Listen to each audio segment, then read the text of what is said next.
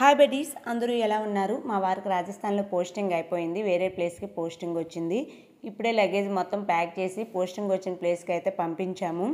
మేము కూడాను రేపు ఆఫ్టర్నూన్ రాజస్థాన్ నుండి మూవ్ అయిపోతున్నాము. అప్పటి వరకు ఉండడం కోసమని మా వారు డ్యూటీలో గెస్ట్ హౌస్ అయితే బుక్ చేశారు. ఇప్పుడు గెస్ట్ హౌస్కే వెళ్తున్నాము.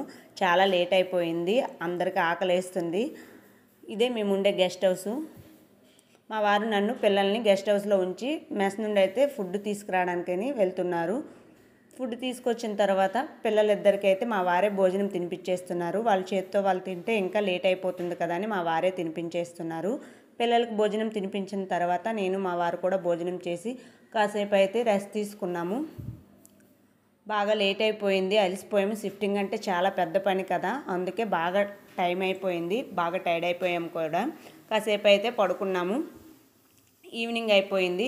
ఇదిగోండి, క్లైమేట్ కూడా ఇప్పుడే కూల్గా అయ్యింది. కాసేపు బయట వాక్ చేస్తున్నాము. చూడండి ఇదంతా.